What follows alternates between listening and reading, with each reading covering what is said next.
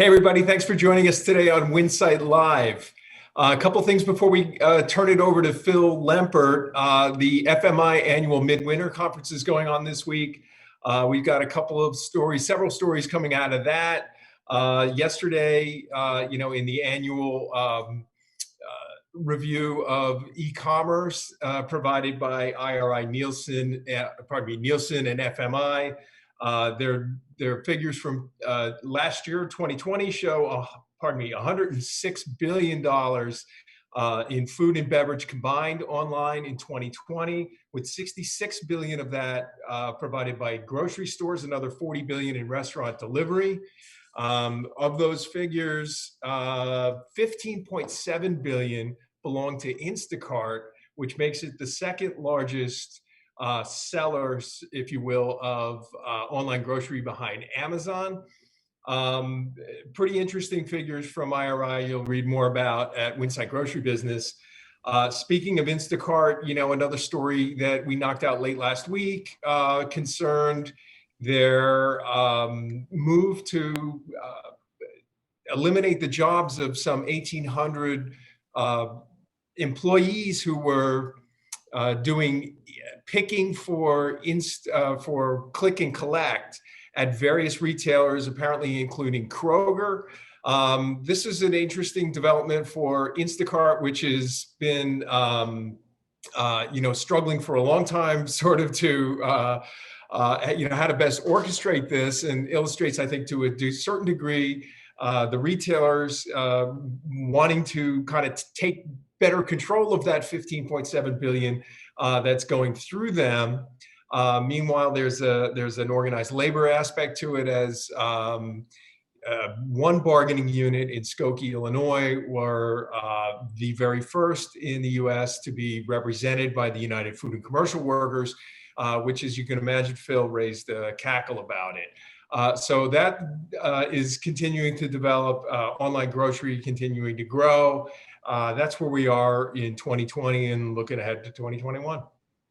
So, John, I can't wait to read the articles about the FMI midwinter. So I'll be looking out for that. And on Instacart, the really interesting thing for me, to your point, not only do the retailers want to take that back, but also we as consumers keep on complaining about Instacart picking produce, then picking meat, and so on. So what's happening, I think, is that the retailers are demanding it. That they're pushing Instacart out, saying, you are really questioning from a consumer standpoint our relationship with the consumer by giving them wilted lettuce or limes that don't have any juice in them, and so on. So I think we're going to see a lot more of that. And I think that the play is going to be to use their software. That their software is good, good to great. I mean, there's still a lot of items that I know stores have that you can't find on Instacart, but I think that that's going to be their play, that they're going to go more for the software licensing than the human being. Because when you look, and I don't remember the last number, I mean, every week they're hiring another 100,000 people and 200,000 people and the like. So I don't know what they're up to, but that's a big business to manage, even as gig workers. You've got a myriad of potential problems, as well as a workforce that frankly doesn't like working for them. They're standing around waiting for an order. Their orders now, I saw a report, I think it was in the Washington Post a couple weeks ago, that the average Instacart worker makes $7.63 an hour. When you take into consideration their time, their driving time, everything else. So it's just not a sustainable business. So I think we'll see the move into the software. But talking about some of the interesting things for me. So there's a new survey that was just done by Spoon Guru. It was published in Whole Foods magazine the other day. So Spoon Guru queried 2,000 people across the US about how they're coping with eating healthy during COVID-19. So 40% of them are calling on supermarkets to help them eat more healthily. which I think is great. 90% of Americans claim to be actively taking steps to fortify their immune system. So that's good news. The number one product that Americans are buying to fortify their immune system, bananas. But I got a word for everybody. Bananas don't increase your immune system. Bananas are good. They're healthy. They're rich in potassium, but they don't do anything for your immune system. 24% have given up sugary foods. 13% are eating more indulgent foods in order to relax. 40% are not taking vitamins, and 13% are unaware of what vitamins they should be taking. On that note, you might have seen this. Pizza Hut has now released, as of yesterday, the new Detroit style pizza. I didn't even know that there was a Detroit style pizza. It looks like it's a mix of a Chicago pizza. So it's thick crusted, it's huge, it's rectangular in shape. Their sausage pizza contains over 80 pieces of sausage on one pizza. Good luck, Pizza Hut. I hope it works for you. By the way, the Detroit pizza was invented in 1946 in a restaurant in Detroit called Buddy's Rendezvous. So how many of you want to try the Detroit pizza? No. You guys do? Yeah, Actually, I think isn't Little Caesars like a Detroit institution? Yeah, I guess. I don't know. I've never had I come from New Jersey. Pizza should be very thin. You should be able to fold it without it breaking and hold it like this, and the olive oil drips off. That's what pizza is. It's not these things that are this big. It's actually become trending in Chicago in the last year. A lot of places are introducing Detroit style pizza. Really?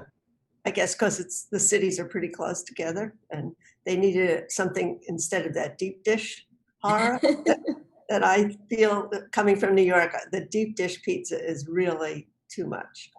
Yeah, but Jackson's going to go out. He's going to order. Oh yeah. Well, even as a fan of deep dish, I still prefer to have a pizza that's not quite as filling sometimes. And the Detroit style pizza is really a nice kind of middle ground between New York style pizza and Chicago style. So it's thinner than the Chicago deep dish? Mm-hmm. It's smaller, I would say. Okay. It's or at least it has less volume than a Chicago deep dish. Yeah, the filling is not as thick. It's more of just toppings rather than like lasagna in a crust. Gotcha. Okay, I didn't know that. I still want New Jersey pizza. No. So Jen, talk to us a little bit about a story that you've written about Costco, and I was amazed. I guess I shouldn't be, but I was amazed to read that they last year sold over 100 million rotisserie chickens. It was their first virtual shareholder conference, for 2020, and it was just full of numbers that made my head explode. They had a record year. They did 163 billion in sales. And in addition to having, record sales and earnings, they also grew their e-commerce business by 50%. And that's kind of an area that they've said that they really didn't have, a ton of interest in pursuing, though they did acquire Innovel last year, which is now called Costco Logistics. And that's helping them with the last mile delivery piece. And then they also recently rolled out curbside pickup in 2 Albuquerque, New Mexico locations. But their CEO, Craig Jelinek, said in this shareholder call that it's been, mixed results of this kind of test market of the curbside pickup. And I think they're really focused on brick and mortar, and they usually aim for 20 locations a year. This year, because of COVID, they only opened 13 locations, but still had a record year in terms of sales and growth. And they're going to open. They plan to open 22 new locations in 2021. But just some of these numbers, I got to throw them at you. You mentioned 101 million rotisserie chickens sold globally. I mean, that was made in part possible by the fact that they established this 432-acre chicken facility in Nebraska this year. And that facility turns out 2 million chickens a week. Other incredible stats, they sold 151 hot dog and soda combo meals. And this is with the food courts closed. Like there's no, I mean, they're open for business, but you can't sit down. And they still sold 151 million, is it billion? I want to get this right. Oh, billion, probably. Hot dogs and sodas. Other incredible numbers, they now have 117 million square feet of selling space globally. They have 59 million members, and that translates into 3.5 billion in membership fees each year. All their sales of meat and produce and alcohol and everything was up across the board.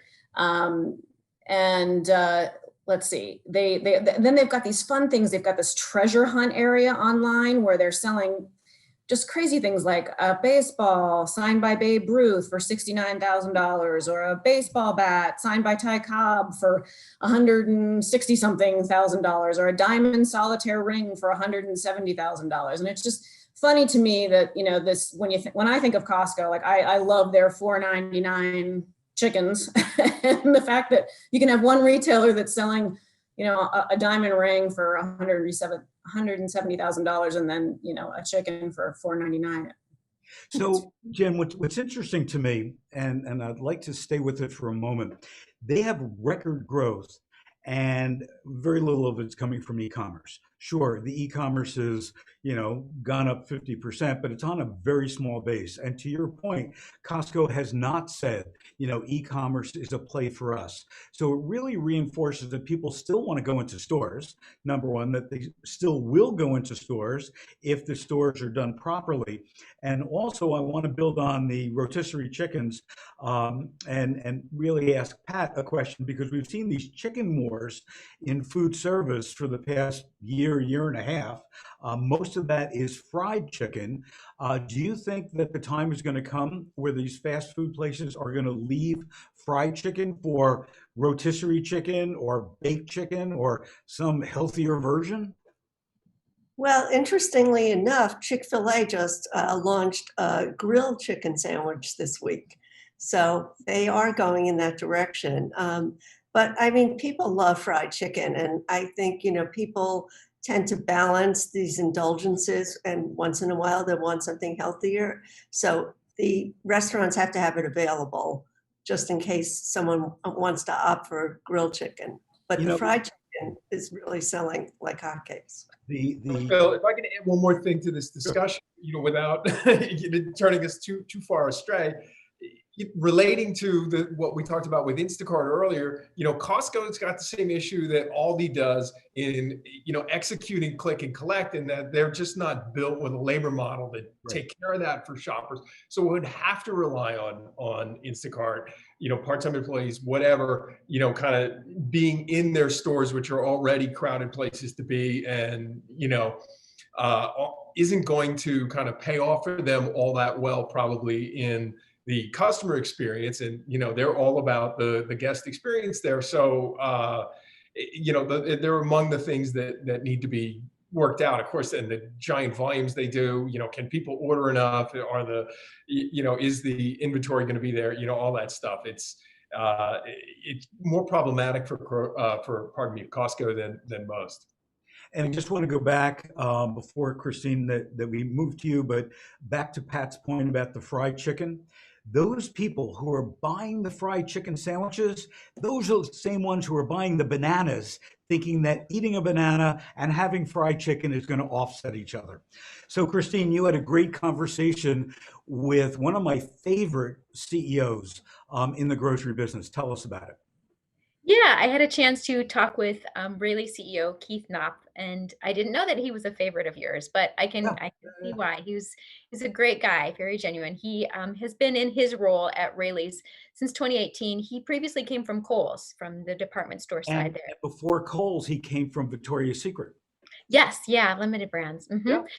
So really interesting, kind of wide-ranging conversation with him. A couple of key points that I took from it. Number one, it's so interesting to look at their work on the e-commerce side. Raley's being an independent business and actually one of Winsight Grocery Business's 2021 Remarkable Independents. So we'll get to read more about Raley's as a whole in our January, February issue that's going to be out soon and online soon. But 126 stores, and their investment in e-commerce this past year has been pretty remarkable. In June, in addition to opening an entirely new concept, a new concept during the pandemic, they converted an old store in Sacramento into an e-commerce fulfillment center, which is interesting to see, not one of the Walmarts or the Targets doing that, but the appetite for e-commerce was so great that they realized, they went big. They made a deliberate decision that this was something that they needed to do. And Keith said that, now they're doing in a day what they used to do in a week on the e-commerce side. And opening that dedicated fulfillment center not only allowed them to, keep up, but they also could open up more order slots for folks. It can be frustrating if you want to go online and get, okay, I'm only going to be home, or I'm only really going to be available to get something like, 1 to 5 or something, and there's nothing left, and you got to look tomorrow, and then no slots available tomorrow, check back the next day. Well, I need my groceries when I need my groceries, right? So interesting what they were doing there. And then he also talked about, looking forward, some of the lessons that he took from 2020 that they'll apply. And he said, number one, they all thought within the industry, that on the CPG side, things were going to recover faster.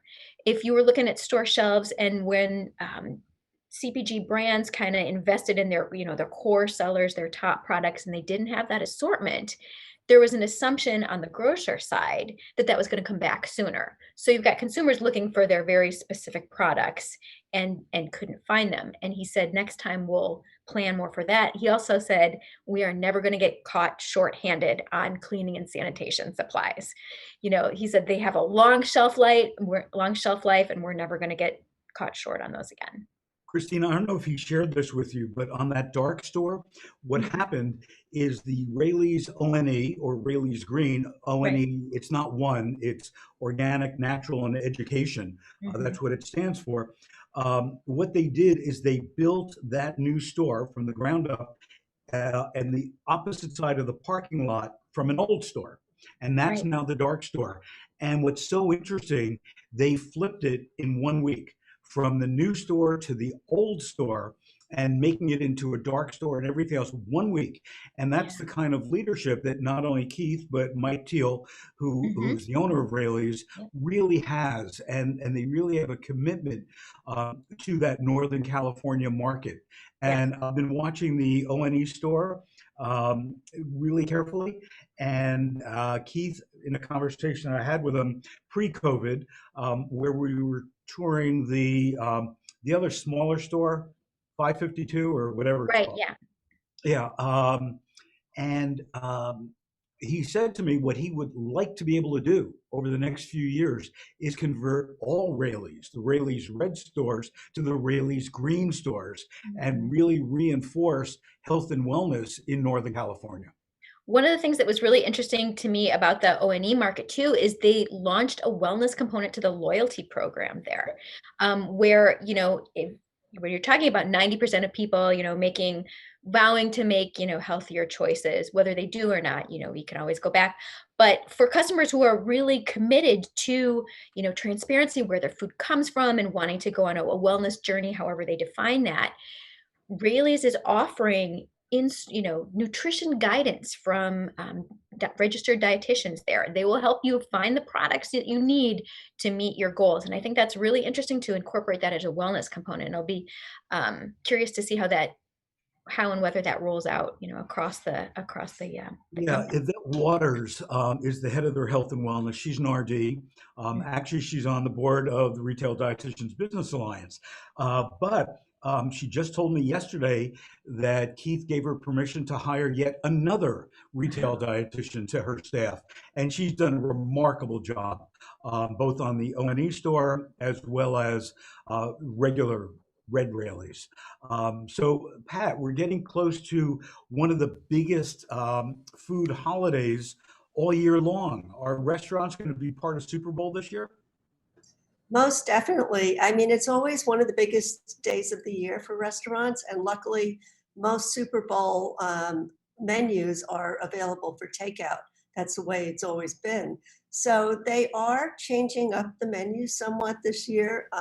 There are some, of course, chicken wings and pizza, dominate Super Bowl parties, but everybody has to gather in smaller groups this year. So a lot of the operators are taking their catering menus and downsizing them for groups of 10 or fewer, or even just two, maybe just a couple is watching the game together. And then there are also a couple of new items in the works. If there are those fans who want something healthier than chicken wings and pizza, Roti Mediterranean is offering a Super Bowl package, which is much healthier. It has a lot of grains and vegetables and grilled meats. So that's available. It's a small chain operating out of Chicago, but they have outposts in Washington and a few other states.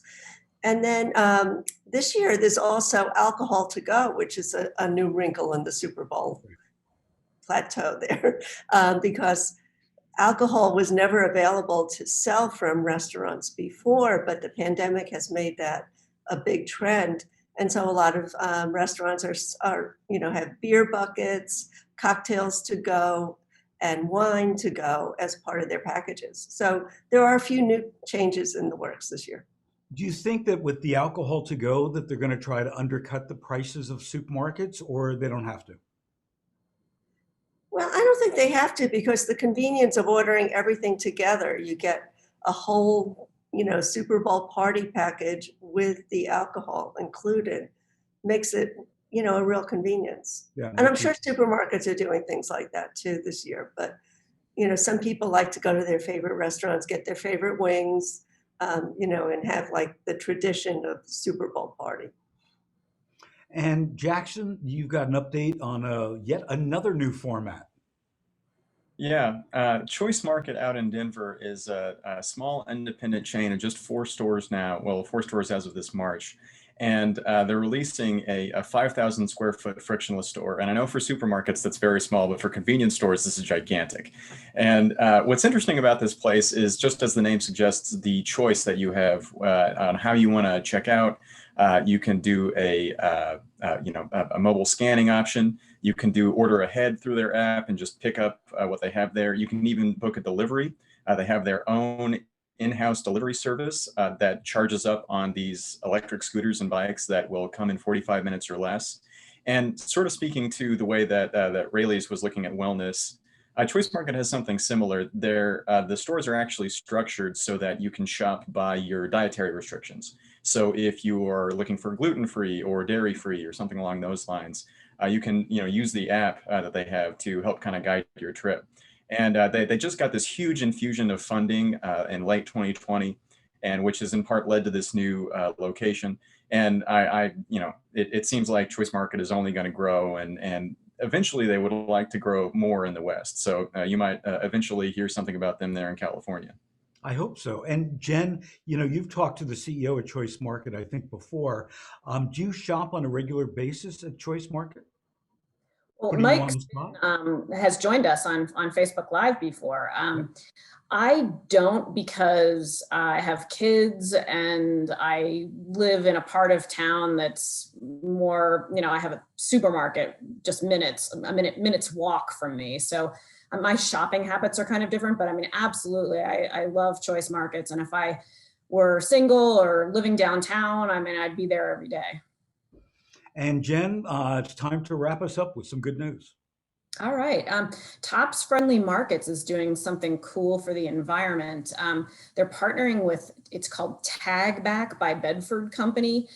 And they're encouraging their shoppers to save all of those twist ties and the little, the tags that you get in the produce department, and then bring them into the store. They've got 12 different locations that have these big boxes where shoppers can just put the recyclable plastic tags back in this box, or they can even mail them to the company if you're not currently shopping in store. But it's going to, they predict that this is, these tags are upcycled into other usable goods, and so they're anticipating that this is going to divert a lot of landfill from the produce department to other more useful things. It's interesting. I've never thought, I think a lot about supermarket packaging. I never thought what happened to those little twist ties. And now we know. Now we know. So thank you all for joining us right here on Winsight Live. Past episodes on Winsight Grocery Business, on CSP, on Restaurant Business, and on supermarketguru.com. And we will see you back here next week.